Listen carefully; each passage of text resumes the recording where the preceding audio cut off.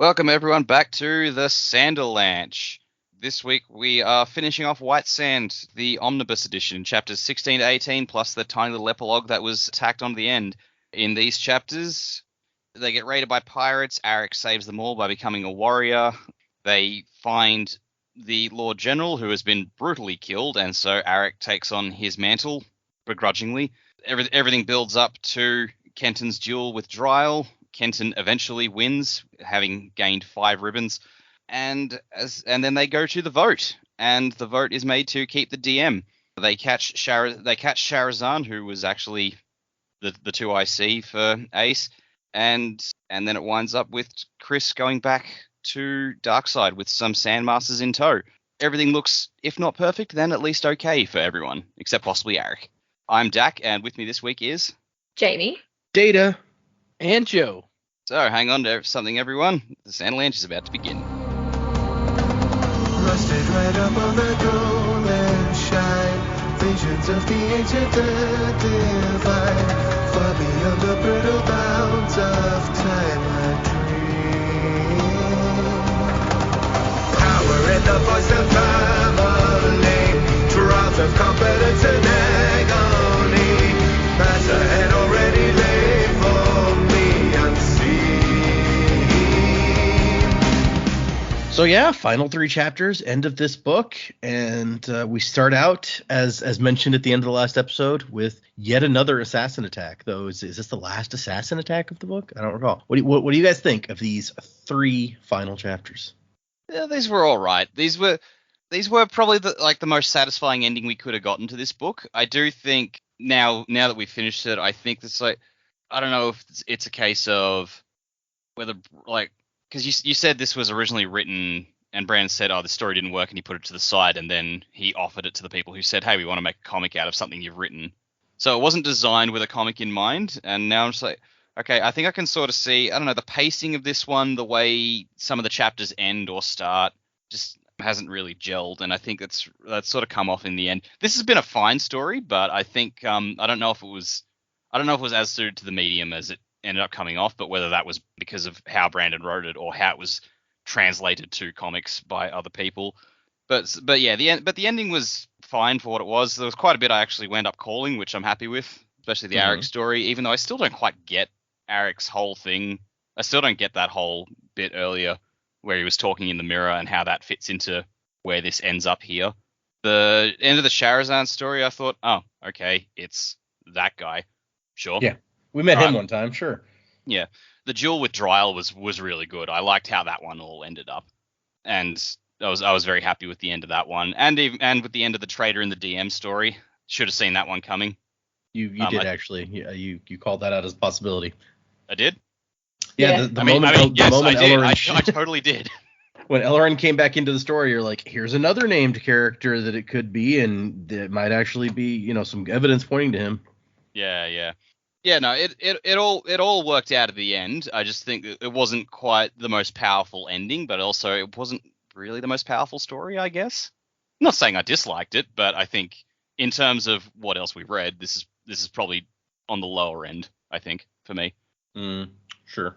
Well, and I will say I have some of the same issues that you do with the story, and I didn't say this before now because I didn't want to, influence you guys unduly before you were done reading it, but it has always struck me really strongly that this is a world, like Brandon, he's like big on the world building, and this is a world that feels like it's really deep, but that it feels like we rush through the world building and the story. Less now that Chris has these extra pages in explaining some of the world stuff, but the comic, it just feels like a Brandon story, but that was rushed to fit into a comic to me. And yeah, agreed. The same thing actually happens with the one other comic that he's done, which was not a story that I'd read beforehand because it was first published as a comic, and it's not Cosmere. It's called The Dark One, and it feels like there's all of this indicating this is a really deep, really fascinating world, and we just blow past all of it because we have to hurry up and try to get this story into a graphic novel. Right. Glad to hear that maybe I'm not the only one who felt that this maybe wasn't the optimal telling of the story. Yeah. It maybe just needed like another pass by the editors or something. Yeah, I pretty much agree with what Dak said there. This was my first graphic novel, so it was a new thing for me anyway. I think it will take more practice for me to read something like this. I don't instinctively look at the art, which I found that was really difficult to make sure that I was trying to take that in, just because I'm just not used to it. Yeah, it's definitely not Brandon's strongest work. I feel like there are so many other stories that we've read that I think would have translated really nicely to a graphic novel. I kind of felt like of all the worlds that we've sort of already looked at, and I know there's a lot that we haven't touched yet really, but like I feel like Perfect State, for example, would transfer to this medium really well. That's just my opinion, having no other frame of reference than this story. I just think it's interesting that this is the one that, and we know why. It was like, here's this story that didn't really work, give that a go. But I think there are other things that I'd probably like to see try. I just felt like there's just sand everywhere. It's just sandy. And like visually, I don't know what I was looking for visually, but there was just so much sand. That sounds really shallow of me, but there you go. And like the story, it was fine. It's not a bad story. It just, coming back to what we were talking about in the last episode and previously that I've mentioned, that I'm expecting a really big story from Brandon, and I feel a little like I would have liked another challenge at the end.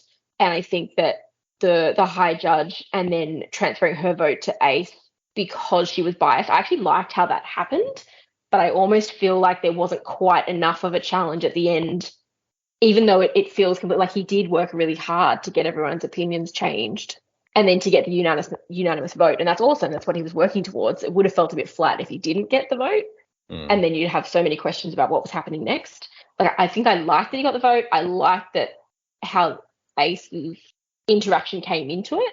I think I was looking for a bit more of betrayal, like we were talking about yesterday. And I was really hinging on that being Arik. And so I was a little bit disappointed when Arik cast his vote and he was like, yes. I was like, what? Why are you supporting your friend now? You're too nice. You've just now. How dare you support your friend? It's just sad that you're going to be miserable. I really felt for him. Yeah. I think I had another point. Oh, the Shahrazan stuff. Yeah, I wouldn't have picked that. I was thinking it was someone we'd actually been interacting with. And again, the whole betrayal thing, I guess like Ace was betrayed, but we didn't know this guy enough to really be able to come up with that, I think, on our own.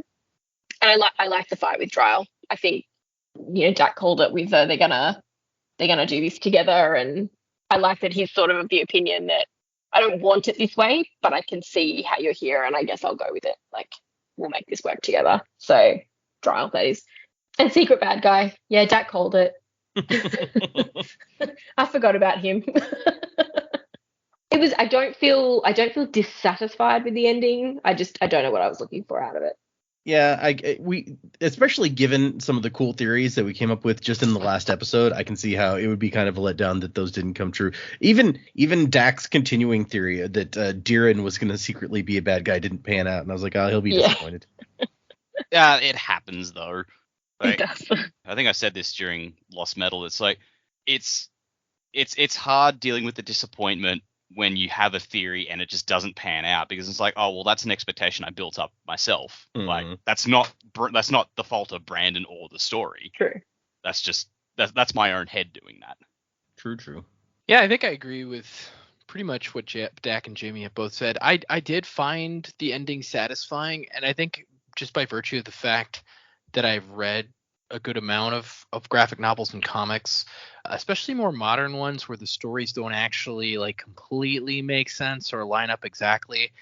I wasn't surprised that some of the stuff went kind of said. I think if I were to be nitpicky and pick one aspect that I didn't enjoy in the ending, it would be what Dak and Jamie, I think I both said. It's like the Eric stuff was really kind of unsatisfying conclusion wise. Like, yeah, I think I like it better that he didn't, betray his friend, but at the same time, it's like literally Kenton says it's like Eric's given up on himself, and that's how we end the story. Eric gave up on himself. Yep. And so that's kind of disheartening. The fact that Bayon can somehow use sand mastery in some way. Pretty cool. And maybe the other most unsatisfying thing is, like, I want another graphic novel, but I want it to be about Darkseid. So that's one thing that I was disappointed in too. It's like we don't actually ever get to see the other side. Yep.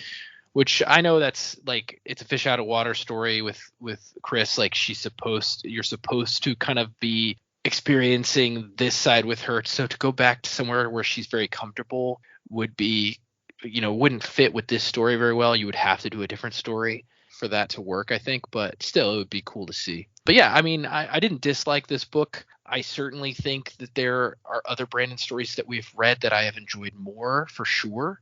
That being said, the Sandmaster stuff is pretty interesting. The world building stuff is pretty interesting. And then, but like you said, Data, it's like, because of the limited availability of what you could do with a graphic novel, because there's not a lot of prose or descriptive stuff that can go in there, it does kind of do the story a disservice. I think, honestly, the best parts of the story were the added omnibus pages with the extra explanation of things. Those were really awesome. I could have read, if they did like a big long epilogue where it was just Chris's journal, I could have read all of that and been very satisfied with that, I think.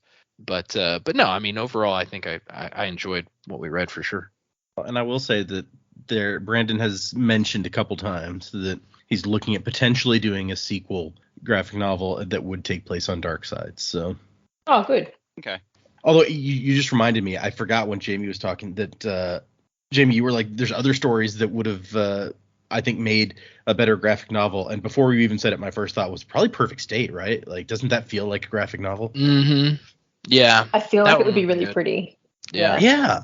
Like, it could look really visually, stunning. Yeah. I think Perfect State would be a good choice for that. And I think, like, the tone of it could be very, like, Batman, because, Batman comics have a lot of inner monologue, which is what we have in that. So it could be like, you could have giant text boxes on each page. That I don't feel like that wouldn't work for the story, Yeah, definitely. But yeah, I guess let's get into these things. Let's get into these chapters. That's a thing. Chapter 16 is called The Cruel Potentials, which is a very dramatic title, I feel like. And we just start out with, and we're being boarded. Of course we are, because why would things go smoothly now? And so we've got like Christian pirates attacking. And what I noticed when doing the little bit of comparison this time was that there's a lot of little dialogue bit changes. Just for example, in this section in the original book, Kenton is a lot harder on himself for what an idiot I am for having left myself without sand mastery. And he just like, all of his text is about like being down on himself about that. So it's a little more interesting in this version, I think. But anyway, they're attacked. Where he cut in and was like, I thought I'd be safe on the sea. Yeah. Yeah. It's like, yeah, okay, that seems like a reasonable assumption. You've got a pretty good visibility of who's coming after you. I guess it didn't help. No. And apparently, like, nobody else is fighting. Everyone else is hiding behind stuff while Kenton tries to fight all of the assassins on his own. And Vay's over here like, why isn't he using his powers? Also, doesn't this ship have a crew?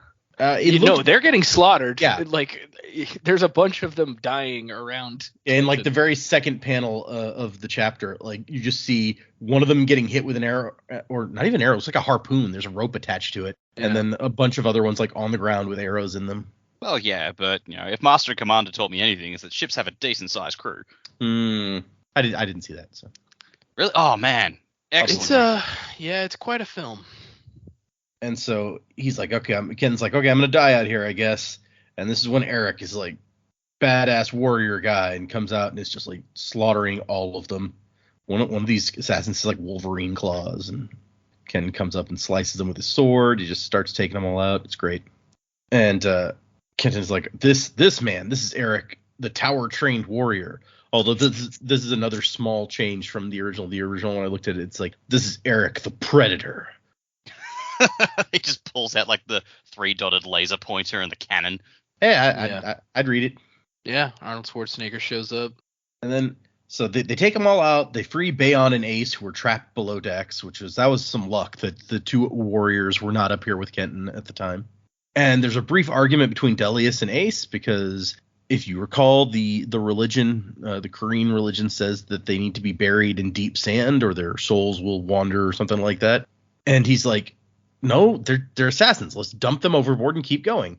But Kenton's like, no, we'll put them on the other boat and just tow it behind us. It's fine. Not that big a deal. Which leads to a panel that was cut out from the original, which may be my favorite cut, like my favorite thing that got cut, where as Ace is sitting here thinking about like, you know, Kenton like respected my religion and blah blah blah, and she's like putting the bodies on the boat with Bayon. In the original one, there's a panel of Delius just like walking away while they're doing that, and he's like, geez, whatever. Man, I need to start drinking again. Delius. Yeah, Ace is kind of intrigued by Eric here, and she remembers like he saved her life, and this is a guy who can fight without giving into the rage inside, but maybe he's changed. Yeah, exactly. And then Kenton gets his powers back, and now he has 5 ribbons. So I guess it increases by 2 every time. Is what I'm getting from this. Yeah, and so this is another part that like I don't understand. And if he's correct or not, and it's never specifically addressed, so I guess we're just supposed to take it as true. It's like he's saying that if you overmaster, like this was a secret that they had, that they actually knew if you overmastered, you could get stronger and have more ribbons. But like, is that actually true, or is there something else going on? It's never addressed, so I was kind of confused. That's a good point. Yeah, in the prose version, it's actually, I think, made pretty explicit that there's actually a big jump between like the number of ribbons that like the next lowest rank, I guess under Maestral is the second rank. There's a big jump between how many an under Maestral can control and how many like the Maestrals control. The Maestrals tend to have way more. And so it's established somehow, or maybe it's a Kenton assumption, I don't even remember now, but it's made clear that like this was a secret that the Maestrals were keeping to themselves, so that only the most powerful of them, of the Sandmasters, would get even more power and be like unassailable. And so only Dryle survived of people who knew that this secret existed in the first place. But you're right, it's not really clear here. It's just Kenton kind of making a guess at it. He's like, oh yeah, I guess they knew. Okay, so Kenton's like, I mean, Dryle still has 25 and I have 5, so there's still not much of a contest happening here, but whatever. Turns out Bayon's also a man who knows how to sail. He's a jack of many trades here. And after all the sailors were slaughtered, he helped get them back where they were going. And then they're like, hey, we need to go find the Lord General. And they try to get Ace to help, and Ace is like, no, I'm here to protect you. Like, it's not my job to be doing anything else. And Chris has to have Kenton translate, like, isn't it your job to like protect people? And maybe the Lord General missing is kind of a big deal and should take precedence over a bodyguard duty. And Ace is like, oh, no, yeah, she has a point. Like, I'll listen to her. She's got a little smirk on her face when she does that. Yep. Yeah, and I kind of, and maybe I'm reading way more into the panel than I should. I kind of took that smirk as like, okay, you've made an argument that allows me to help you, which I did want to do, but you know, I didn't think it was okay for me to do. But now that you said that, like, yeah, I guess you're right. Yeah. Yeah. Now I'm helping you by helping someone else rather than actually having to help you. Right, exactly. And so they go to the tower, and Kenton's like, hey, Big Head, how are you? He's like, dude, come on, please. And this is also all completely added from the previous version. I don't know why they chose to include this guy and give him this dumb nickname. I mean, he was in there. They just didn't have this conversation like they knew each other already. It was just like, hey, we're here to see the Lord General. It's got to be one of Brandon's friends or something that he calls Big Head, or. Oh, right. That's probably true. Got to be a reference. Yeah. I like how this guy's bullshitting them. It's just like, oh no, he's with Lord Vay. It's like, no, bro, we brought Vay back. He's not with him. Oh yeah, we lied about that. Yeah, he is unashamed of that when they get caught. You've caught me. Oh well. We didn't want the tracts involved, which I feel like Ace should be like, well, that was dumb, but she's just you idiot. And really, hello. it does seem dumb because like in like 5 seconds of investigating, as she's a professional investigator, she discovers all of these signs and figures out where he is. Right. Yeah. Like maybe you would have found him while he was still alive if you had brought someone in to investigate. But yeah, it turns out that the Lord General was, or at least she's extrapolating that the Lord General was working for or with Sherzan. He was the one limping into the building that day when they got caught in the explosion. And so when Sherzan figured out that he was going to betray him, Sherzan took him. They took him down to this basement where no one would hear his screams, gave him this drug that makes you have like crazy paranoid delusions or something. And then they cut off his eyelids so he couldn't close his eyes to hide from the horrors that his mind conjured as the candle burned out. How horrific. Right? Ugh. And then, standing right there next to his dad's dead body, Kenton's like, Eric, bro, I hate to ask you, but would you become Lord General and vote for me? And Eric's just like, dude, don't ask me. Don't do it. Don't. Dude, But timing. I have to. And he asks him, and Eric's like, yes, I will. And see, this is the bit where I thought he was going to be like, I'll do it, but this is my snapping point, which was obviously his snapping point anyway. I just didn't expect him to still be supportive. To snap quietly and not make a big stink. Yeah. And that was the end of chapter 16, which it ends on a very grisly image of like the dead dad looking at the two of them while they're having this discussion. Yeah. Would you mind covering me up before you have this conversation? Pick me up before you go. 17 is the impossible choice. And Kenton recognizes what he's done to Eric. He's like, I feel bad, but also like I am the Lord Maestral. I have to do whatever I can do to save my profession and the people who look to me for leadership. And he's just like, man, no one ever told me that being a leader sucked this hard. And Chris is like, yeah, I mean, leadership is a burden. And also in these chapters, the mysterious face in the background continues to show up frequently. So you may have picked up on that this time after we talked about it last time. I have a question here. Why are they on a boat? Didn't they already come back to Khazar? Why are they boating anywhere? They did, but if you recall, the city is in the center of it's like an island. The river splits around it, and the DM is actually on one of the shores. Not on the island itself, but on a shore across the river. Right, okay. I don't think that it's really come up before. We haven't seen them boating back and forth, but that is in fact why they are on the passage to the DM. Yeah, I guess that makes sense, and that also allows them to be separated from the rest of everybody. It's like, the DM's over here, separated from the rest of these people, so that we can be off and do our own thing and not be disturbed, I guess. And the time you actually, it really comes up, like when Kenton first leads them to the thing, he puts them on a boat across the river to the city, and he's like, I got to go do my own thing, because he's already on the shore where the DM is. Yeah. Okay. That makes sense. You're right. I don't think we've seen them boating around the city, so I completely forgot that it was actually like not all the city is on this one island. And then we jump to the Hall of Judgment, where Tracked Ace is reporting to, and it's just the page where it's like Hall of Judgment, and there's the big thing. It's very Justice League sort of thing, I feel like. Although the weird shaped building with the spikes all around actually makes me think of like a He-Man Eternia thing with Castle Grayskull or something, or whatever Skeletor's place is called. I don't remember. Yeah. And so she comes to report on what's been going on, and the Lord Judge or the High whatever. She's like, hey, I'll send a team to investigate poor Lord Regent's death fully. You don't need to worry about that anymore. You go do what you're supposed to be doing. And in the hallway, Ace runs into what's a stupid Tane. Tane. We met him like one time. We met him twice, but we only got a name the second time that we met him, which is it's actually kind of funny. You got the first time we met him was the same episode, or was an episode where we were talking about who could the Sherzan really be if it's not Nilto. Well, that was when we first met Ace, I think.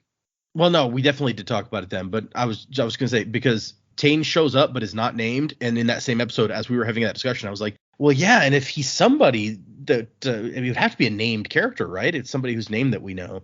Well played. Yeah. So, and then it wasn't until the next episode that we found out his name. I was like, I wonder if that. Well played, clerks. Yeah, that's not fair. You shouldn't say stuff like that.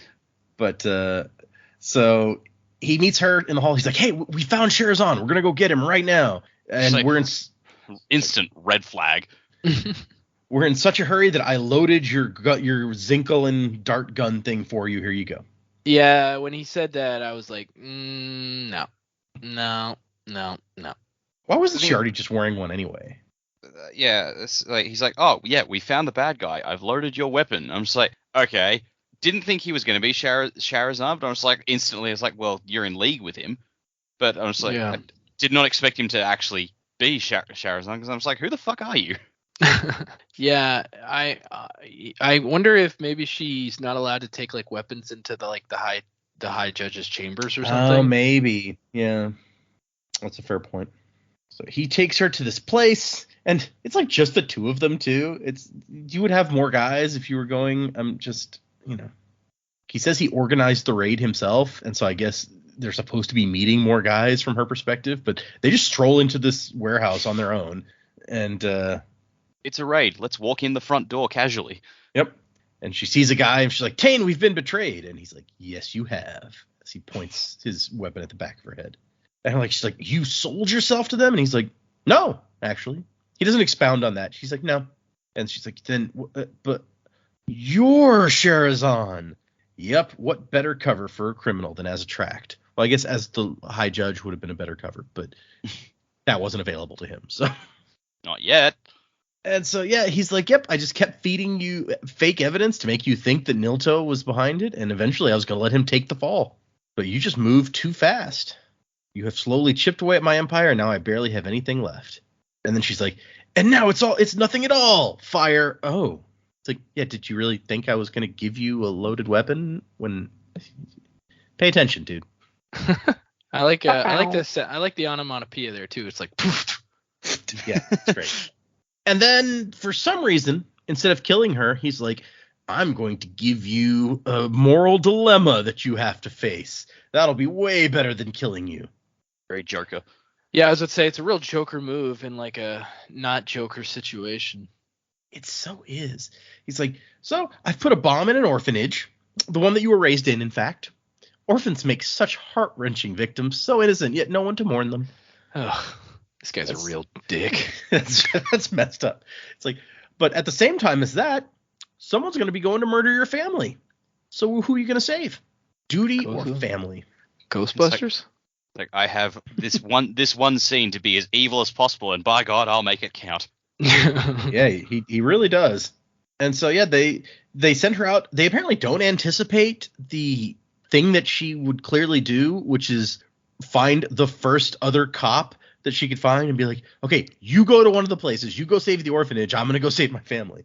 Yeah. I wonder if, like, to me in my brain, I thought, oh, that cop she's going to meet is also in on it. Like, all of the tracks are in on it except her. That would have been wild, but that wasn't the case. That would have been awful. Because really, she shows up. Okay, so she shows up and Kenton has gotten there just before her and manages to save her family from this assassin, as he calls him. But she shows up like at the moment that Kenton is throwing him through a wall. So if Kenton hadn't been there, he might have had time to kill her family. He would not have had time to get away afterward.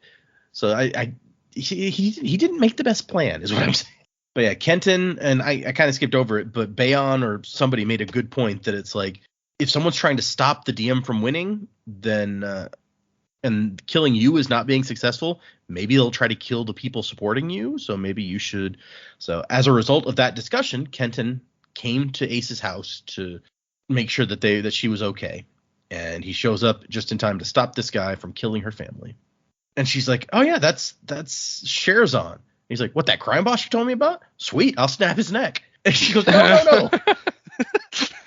I love like the swift justice mentality. It's like, oh, cool, I'll kill him. Wait, no, don't do that.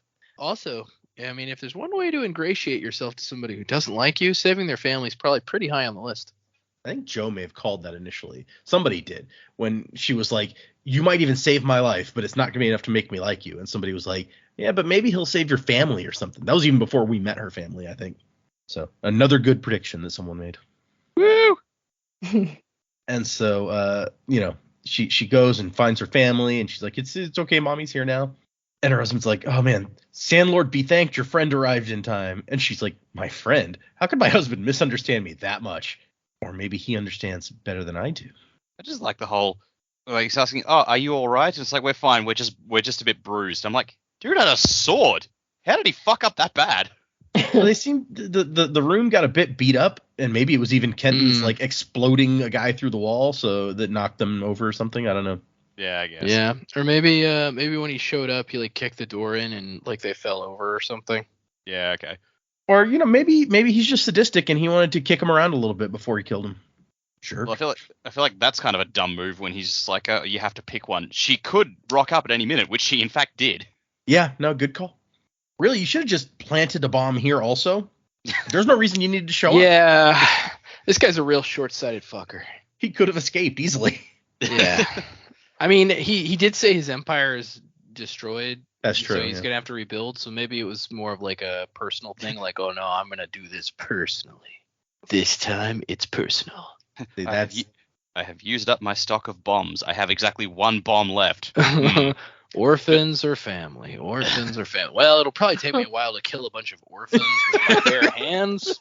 So I'll probably use the bomb on them. I could kill 2 people pretty quickly, though. Yep. Oh my goodness. I'm not Anakin Skywalker. It'll take me a long time. Yeah, I can't slice up a reflect bunch of blaster children. rays. Yeah, I mean, come on. Who am I? Oh gosh. I But don't have the power of the Force. this is. I can't even open a door with my mind. I've tried. It's when I always- go to the grocery store and the automatic door's open, I always act like I'm opening them with my mind, but I'm not actually doing it. It's just a sensor. Sometimes I do it. They just stay closed out of spite. Yeah. It's always a mistake when villains make it personal. Yeah.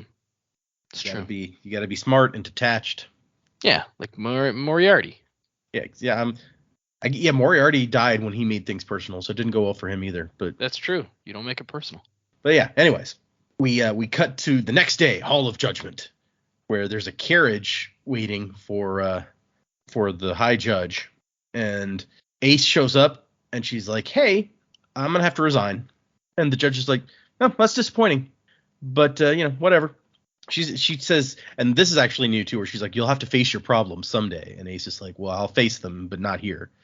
So Ace had decided she's got to go on a trip and find what she really needs or who she really should be, and so the judge is like, "All right, well, if that's what you want, but I'm gonna have you be a track for one more day and come with me to this duel, please." Which, in hindsight, after we find out what she has planned, that makes a lot of sense. She's like, "No, I've set this whole thing up for 2 weeks. You need to be here at this part of it."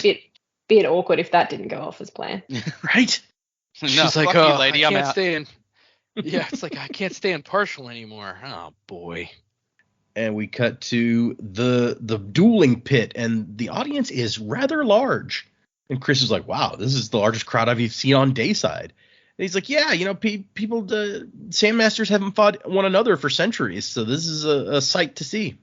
And we do a quick count. All of the Taisha are here.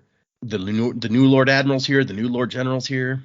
Eric's red Lord General uniform really stands out against these other uniforms. I feel like nobody's quite that bright. I like his outfit. It looks cool. Yeah. Definitely makes a statement. Yeah.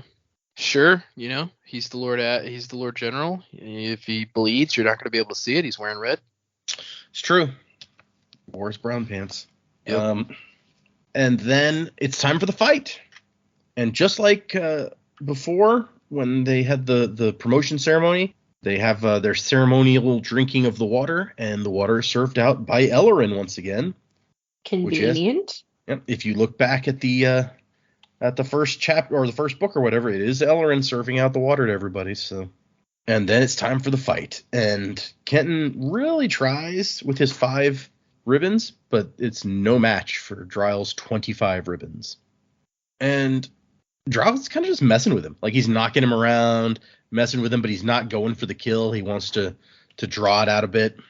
I like the way they sort of color-coded the ribbons so you can tell whose is whose. Dryl's are much darker. And it's true. That was cool. It is helpful. And actually, in the original version, they don't make it him say like, "Oh, he's toying with me" and all this stuff. So I guess it's they added this in because they're like, "Oh, well, he really shouldn't be lasting as long in this fight as he probably does." And Kenton also discovers that he's draining himself of water a lot faster with 5, which we know that makes sense. But we also find out later that it's even faster than it should be, and there's a reason for that. And in this version, they've also changed the text so that it focuses more on, like, Dryl's like, "We've been fighting for the same thing, but you're too much like your father. You won't listen." In the original version, Dryl's just like talking shit the whole time. He's like, "You are always outclassed, Kenton. You were outclassed from the moment you walked into this pit." So we end chapter 17 with It looks like Kenton's about to die. And we begin chapter 18, Time Like Sand, with a flashback of Kenton interacting with his dad. Oh, is this a flashback? I thought it was like a Harry Potter train station moment. That's what I thought too. I think it is because he says, like, my dad never encouraged me like Oh, this. yeah, you're right. He says, what's this, a dream? So yeah, it's not really a Yeah. flashback. I was misled by the sepia tone, and I wasn't paying close enough attention, I guess. What's this? Dad being supportive? Well, this never happened. Or actually, I think what actually misleads me is in the original version, which I have in my hand, it is a flashback. Interesting. He says it starts out with where this one says, "What's this? A dream?" In the original, it says, "I grew up picking fights," and it's showing like him arguing with his with somebody else. If I don't remember if it's his dad or whatever. Yeah. In reality, he's like, I must be dehydrated if my dad's encouraging me. What the hell's going on here? But then Kenton remembers what he spent his whole life telling people, and he can do with one ribbon more than a minstrel can do with all of their dozens of ribbons. And so he's like, I don't need 5 ribbons. I don't need 25. I don't need 5. I just need 1. And there's also a weird change here because Ellerin in this version says, "What's this? Kenton should be dead," which I guess is like foreshadowing that he's the bad guy. He's been trying to kill Kenton. In the original version, it says he's doing it. He's fighting back. Maybe this does make more sense since we know he is trying to kill both of them at this point. So yeah, but like you take what you can get. If one of them, like as long as one of them dies, you're halfway there. Exactly, yeah. And so Kenton uses his 1 ribbon to just like take out Dryle's ribbons, just zipping around just like that game of Zokin earlier at the beginning of the book. And he's like, 1 ribbon uses so little water that I can keep going all day, and Dryle's going to dry out fast with 25 ribbons.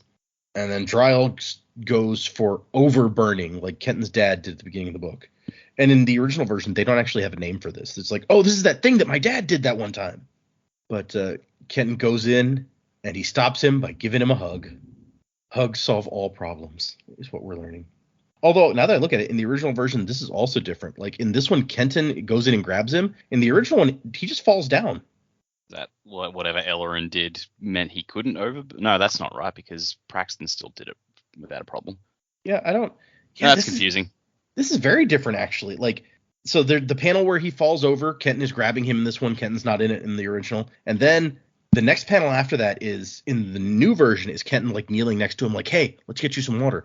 In the original version, it's zoomed out more, like they've zoomed in on this. And Kenton is standing for a ways away, and he's like, Dryle, what happened? What did you do? And where this one says, how did you stop my overburn? In the original, it's like, kill me. I'm weak. Kill me. So weird. Okay, I didn't even notice that. This guy's a real drama queen. And in the original one, Kenton goes, no Sandmasters die on my watch. Not today. Not ever.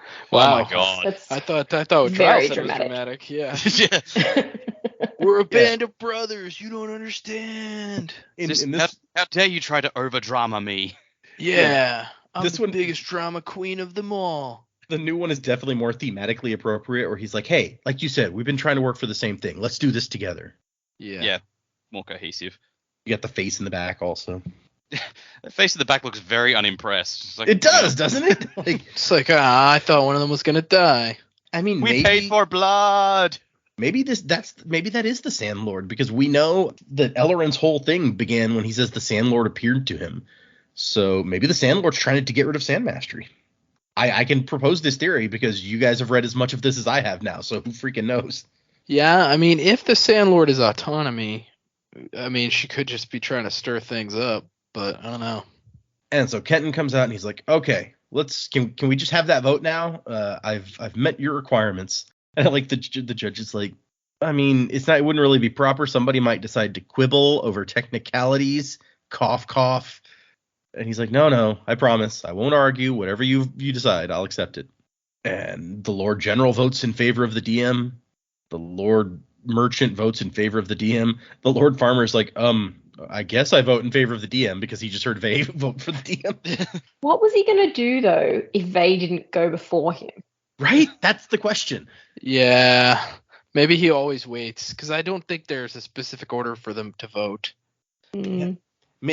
Maybe the Lord Judge just knows him well enough that she knows to call Vay first. The Lord Artisan is like, yep, as long as they keep their promises, then I vote for them. Lady Mason votes for them, and the Lord Admiral's like, I vote wholeheartedly in favor of the DM, wholeheartedly.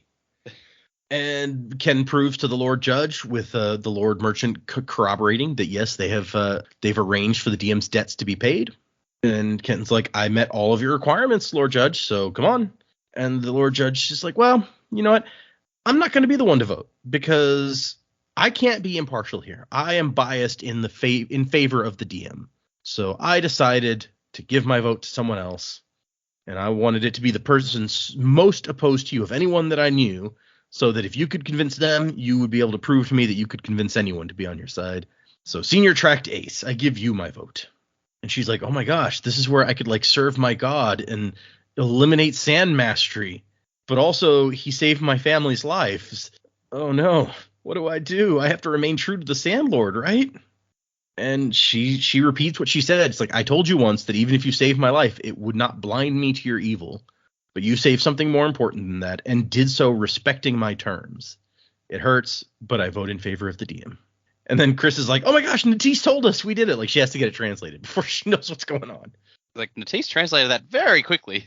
I mean, she could have just been like, she voted in favor. Like, it did. You don't need to translate the whole thing, I guess. Yeah, true.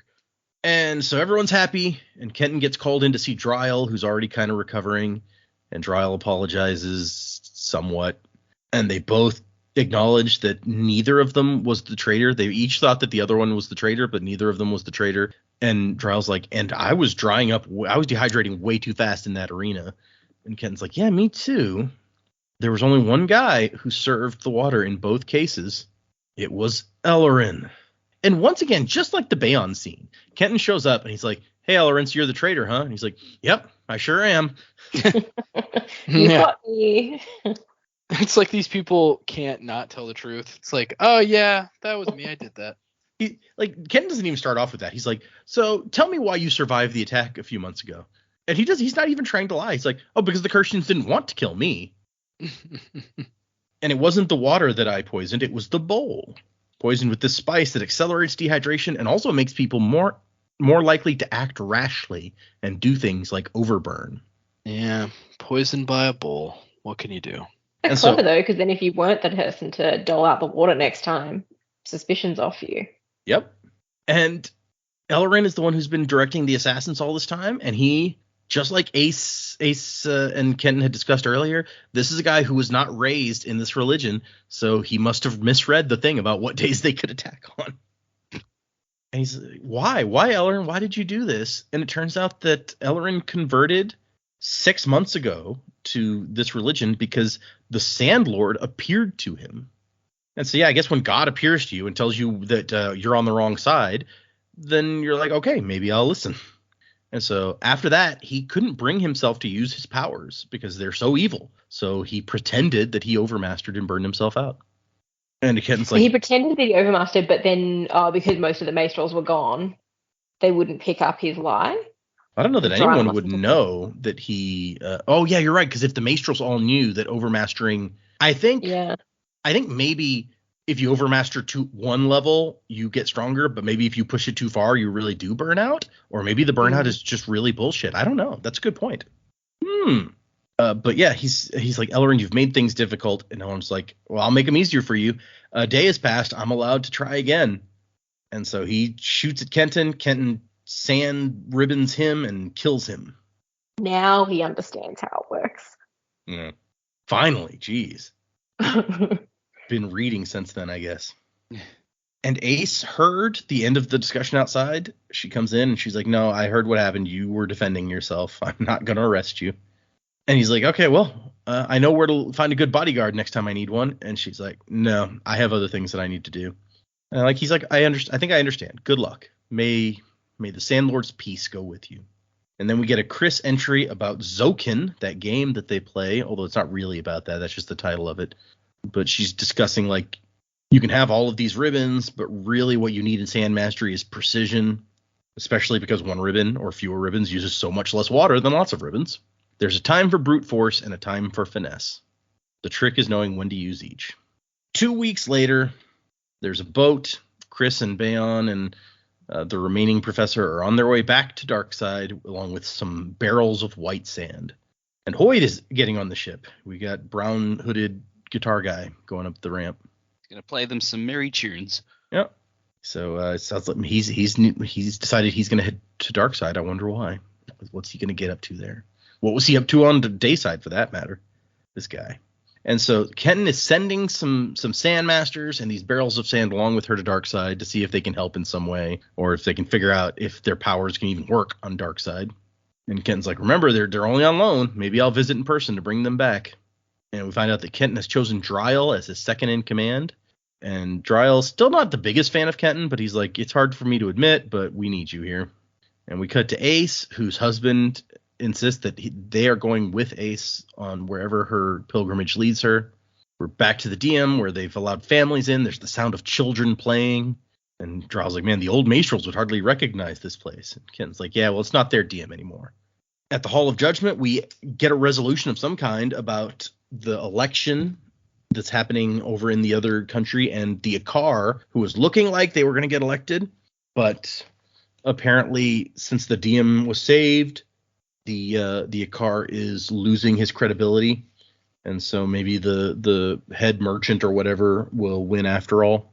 Another very small random difference is that throughout this whole book, in the original one, the Lord Judge is wearing white and she wears black every time in this one. And maybe it's to make her look more potentially sinister. So that you might think she was the bad guy. Well, when they had all the Tai Shin lined up at the pit, when they're all standing in a line, it looked like they were all pretty much color coded, and the Maestrels already wear white, so maybe they gave her black just to look different. Good call. We also get, as the Lord Judge is talking about, like, we should be grateful we averted a crisis. You got a face behind her in the clouds again. And then the last change, the epilogue is Hoyd singing a song on the ship. The song is completely different. It's an entirely different song from the one he sings, and I don't know why, but actually, I suspect that I may know why. I think that they're trying to he's decided to sneak in some Cosmere Easter egg type references into this new song, but that's just my suspicion. And we end the book, well, the picture part of the book, there's another Chris entry, but we end the book with they're going to give Bayon the Sand Mastery test, because why not? You know, while we're here, may as well. And Bayon's Sand Mastery test has the biggest reaction of anyone that we've seen so far. Even Dryle didn't have this giant plume of explosion of energy when he took the test. So presumably Bayon is a very powerful Sand Master in the making. And he's amazed. She's like, are you all right? He's like, merely surprised, Duchess. Merely surprised. Fair. Yeah, nobody was expecting that. And then the final Chris entry is, I think this is supposed to be like the origin of her being interested in the arcane. She later calls herself an arcanist, and we made a joke that was, you know, like a name of the wind sort of thing. But she's talking here about the connections between Sand Mastery and the Star Carved, and the way that power is invested by the sun or by the on either side, really, the star on either side. And she's like, I feel like this is all connected. She also brings up the face that showed up, and it's a frequently experienced phenomenon on Dayside. You see this face all over the place. And so she calls it the world of the unseen. These things all pull at me like nothing I've ever studied. I already have dozens of experiments planned and designs for specialized instruments to aid me. So she's going to dive into trying to understand magic on Taldane. And as we know, eventually understand magic throughout the Cosmere. So for a Chris origin story, that's not a bad place to end it. All right. So before we get into predicaments, because I don't know what you guys are going to predict, I will go ahead and establish that, as I've said before, next time we are moving into Warbreaker, which is on yet another new planet. What's the planet? The planet, the name of the planet is not actually mentioned in the book, so it probably won't matter when I tell you what the planet is called, because you wouldn't find out any other way. The planet is called Nalthis, and we have heard it mentioned once or twice before, in passing. Like, one second. Let me see if I can... Lost Metal, right? They mention it. Think so. It's like they can't travel there or something. Is that the one they're talking about? No, you're right that they do mention it there, but that's not how they mention it. One second, and I will read the quote to you. This is when That is when they're mentioning, it's like, oh yeah, travel to Biendal has been completely upset. That's 4 primary systems we can't visit without extreme danger. The perpendicularities are no longer viable. They never were good for mass transportation or commerce, no matter how hard those fools on Nalthis try. Okay. The other place that we've seen Nalthis mentioned was in the Ars Arcanum at the end of the Elantris 10th Anniversary Edition. And what it says is, how then is a practitioner of Aeon Dor initiated? It does not appear to be tied to family descent, as one finds on Scadrial, nor is it a specific shard's decision, as on Nalthis. Even Taldane's and Vax's methods do not seem to apply here. So yes. So they've got a very active shard. Potentially. Yeah, that is kind of what it sounds like, right? Taldane and what was the other place? Vaxus? Okay, so she says Taldane's with, Taldane and an apostrophe S, and then Vax's, which VAX apostrophe S. So possessive. So Vax is another planet entirely. Which we've heard Vax one other time. And I don't know if you guys will recall that. I do not. That was Secret History.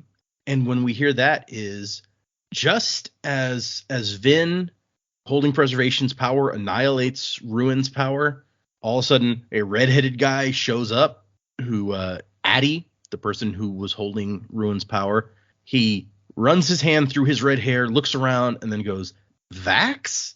And then Kelsier punches him in the face. Huh.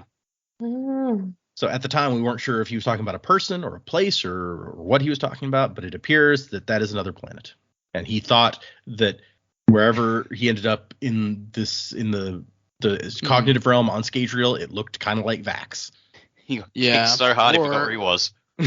Yeah, or is Vax also the name of the shard on Vax? Oh, could be. Well, not the name of the shard, but the name of the shard person. Holder. I assume it's like shard holder. Yeah.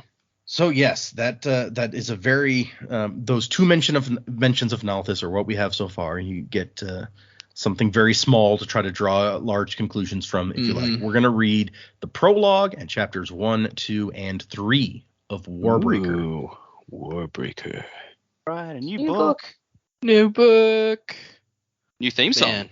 Yeah, new theme song. A new song that and usually what I've done in the past was I would drop the song into the Discord before I announced what the new book was to let the Discord folks have a chance to guess based on the song what the new book was going to be. But I've already announced what the new book is, so I may just make them try to guess what the song's going to be.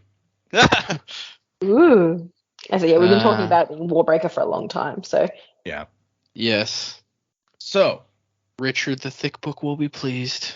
Yeah. Predicments. I don't know what you guys could try to predict, but we can't just skip the section entirely. So anything you want to predict, go for it. I mean, we could, but shit, on the spot.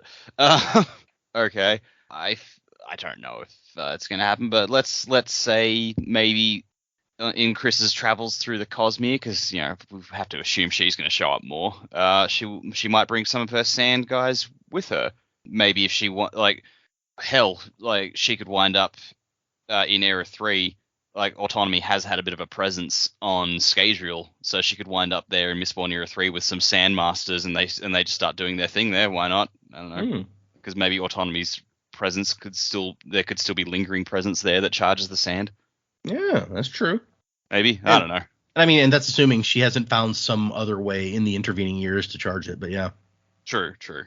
Yeah, I don't have much. I don't blame you. We've just ended an entire planet story. Where are we gonna go? Yeah, I don't know. Yeah, I've got nothing, honestly. Okay, that's fair.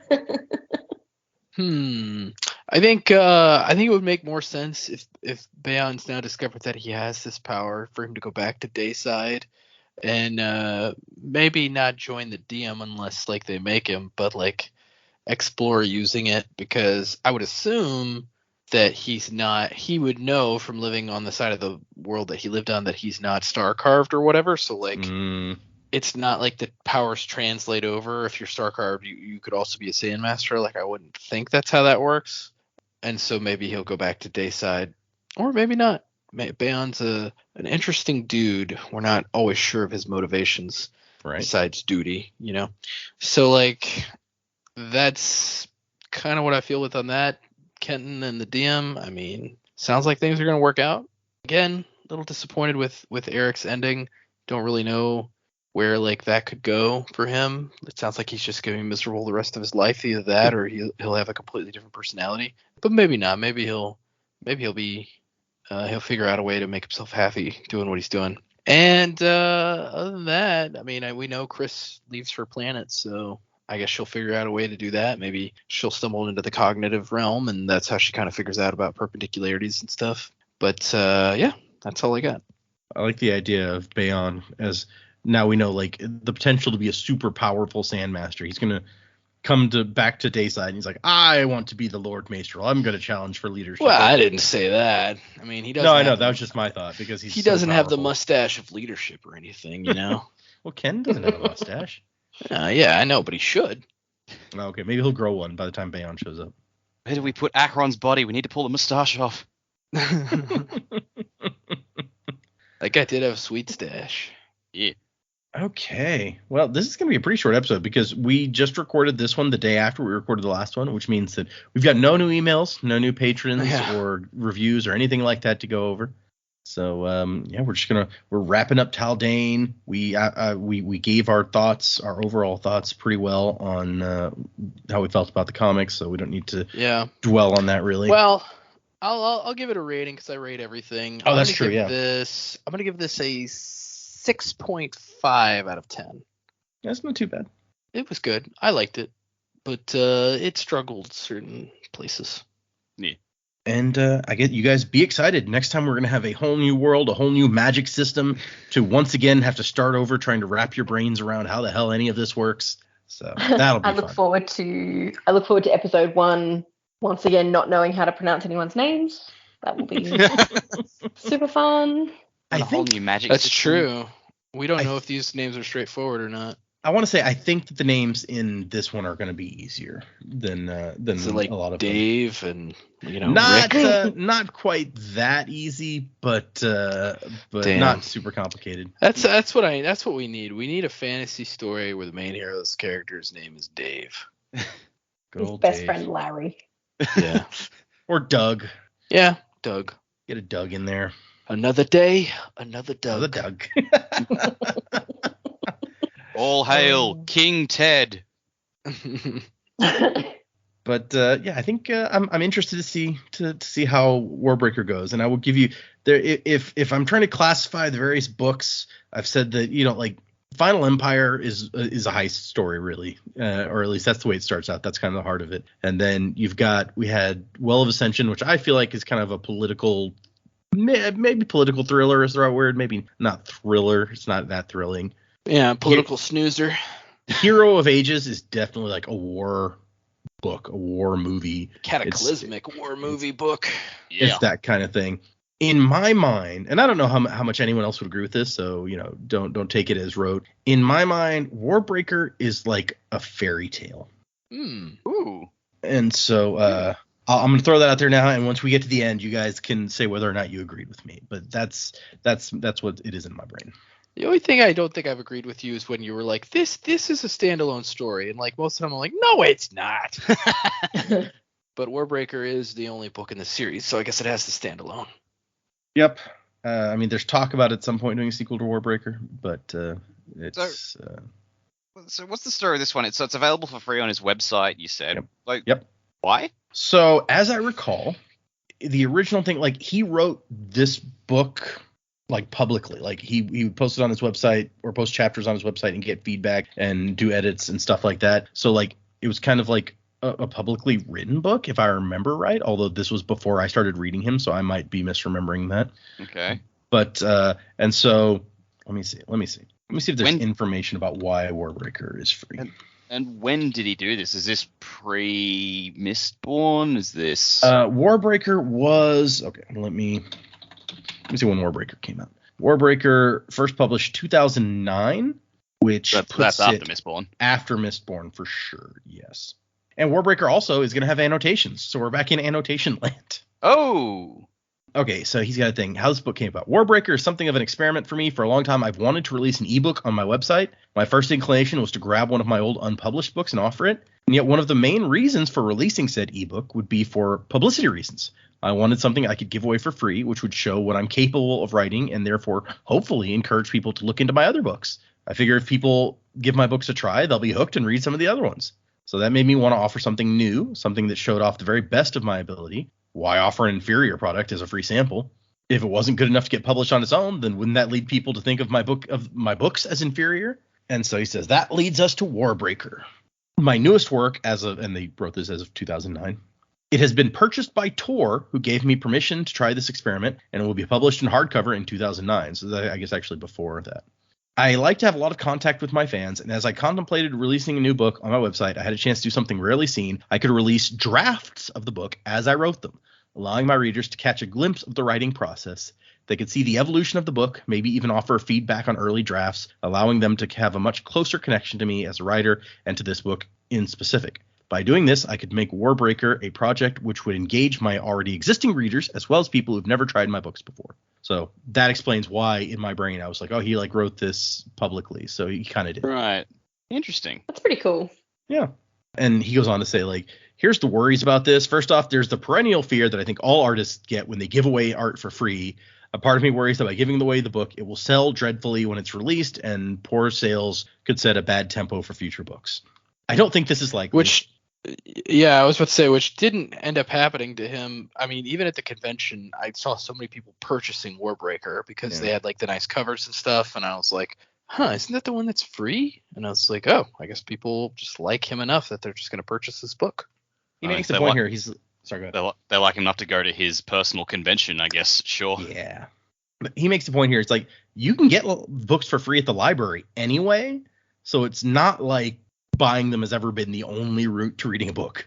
And I'm not trying to recruit people to buy one book. I'm trying to recruit lifelong fans who will still be reading Brandon Sanderson novels 20 years from now.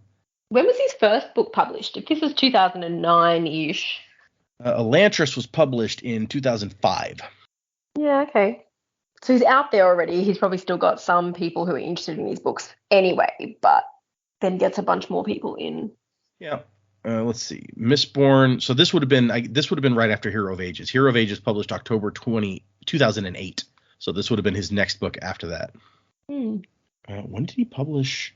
Because he was also, this would have been around the time he was writing finishing the Wheel of Time books.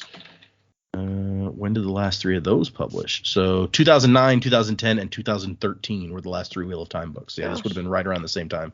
I feel like, too, his publisher wouldn't have let him try the experiment if they didn't think they had a little gold mine there. Right. Yeah. You wouldn't just have some nobody turn up to be like, yeah, this guy, if this works, this pays dividends for us in the future. And probably particularly, by this time they would have already known that this is, and maybe the public wouldn't have, but they would know this is the guy who's going to finish this enormous, the Wheel of Time series, this huge series that there's tons of fans of. He's going to get a lot of heat on his name regardless. So maybe they're like, this is the time to try an experiment like this. We can afford to roll these dice. Yeah. Yeah. And so, I'm sorry, I was skimming through the rest to see if there's anything else interesting. He ends with saying, most of all, I want to thank you for reading. I think the primary motivation of all artists is the desire to express themselves. My books are not complete until you read them and add your imagination to the events they contain. For me, sales are secondary to that. Enjoy. Brandon Sanderson, January 2008 is when he wrote this bit, I guess. So that's where we're going. That's pre-Hero of Ages coming out then. Yeah, I'm sure that it was already written at that point. Yeah, written at printing at the publishers, probably ready to go, but wasn't out. Oh, and then there's a whole page of rights stuff where he's like, hey, you can share this book with anybody you like. You can print off copies for your personal use. Just don't try to sell it to somebody else. There is, however, a no derivative works clause on this because I don't want people adding chapters to the end or altering it and then trying to pass it around. That's probably fair. Yeah. Okay. So yes, that is if anyone, after all we just talked about, if anyone wants to read along with us, hasn't read Warbreaker, doesn't own it, go out to his website. On Brandon's website, there is a section under the online library tab called Free Fiction, and you can get several bits of free fiction, including this book. So go check it out. We are reading, as I said, prologue and the first 3 chapters. And I'm always excited when we get to start a new thing and a new magic system. And you guys get to kind of try to feel out, what does this do? Because that's always one of the more interesting bits of his books for me. We don't have any new emails, but if you want to send us an email, the address is thesanderlanche@gmail.com. Find us on Twitter and Instagram and Patreon, where I'm posting my first read-through of The Frugal Wizard's Handbook to Surviving Medieval England.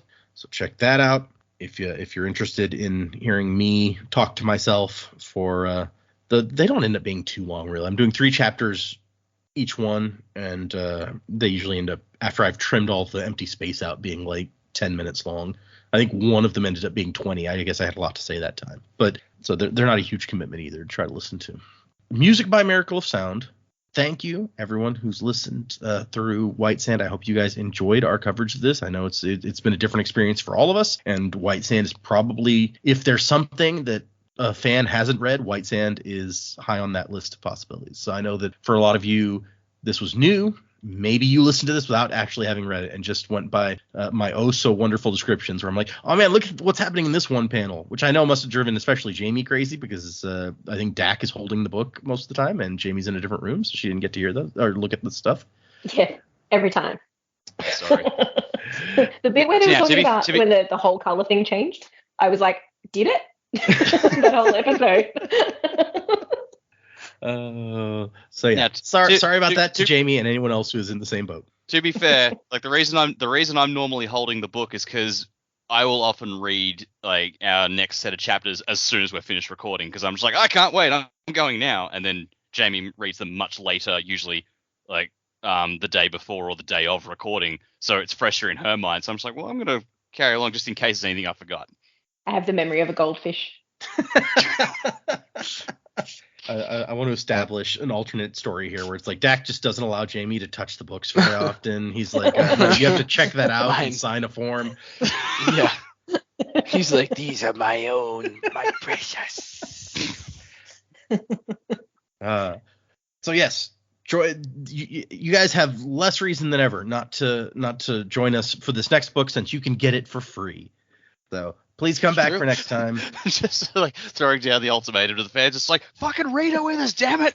Yeah, You either have read it with us or no. You have officially Got run no out excuse of excuses as to why you can't be with us on this true. journey. No. Yeah, some of the listeners, hopefully some of the listeners aren't illiterate, because that would be a good excuse to not read it. If you can't read, I would feel bad. Oh yeah, the audiobook's probably not free. That's a good point. I've never tried to find the audiobook, but I assume that it costs money. Yeah. So thanks, everybody. We will see you next time for the prologue, the first 3 chapters of Warbreaker. And then after that, I think we've read almost everything that exists in the Cosmere except for the Stormlight stuff. So you can anticipate that we will be getting into Stormlight pretty quickly after I have Warbreaker. Yeah. I have Warbreaker scheduled out at 15 episodes. Okay. Okay. We got, what was it, Warbreaker? Sorry, not Warbreaker. We got Stormlight, 4 books, Tress. And is there anything left in Arcanum Unbounded? There is one story in Arcanum Unbounded. Well, if you don't count the Stormlight stuff, because there's like 2 or 3 Stormlight novellas in there. Or there's one Stormlight novella in Arcanum Unbounded. There was another one that's been published since, is the actual correct thing that I should say. But there's one story on a completely different planet that we haven't read yet in Arcanum Unbounded, and it is called Shadows for Silence in the Forests of Hell. Oh, that's right. Yes, I do remember that title, because every time you bring it up, we're just like, oh, that's an awesome title. Right, yeah, every time. So, yeah. Other than Tress and Stormlight, and obviously by the time we get to Stormlight, there will be 2 more secret projects out, probably, or at least 1. I don't want to do math on how many months 15 weeks is. But anyway, so yeah, there's still some stuff out there, but everyone has been eager for when we're going to get to Stormlight, and I couldn't hold off much longer if I wanted to. We're running out of other Cosmere stuff, so expect that pretty quickly. So thanks, everybody, and wasing to the time of next. Hold on. The desert has a soul. It's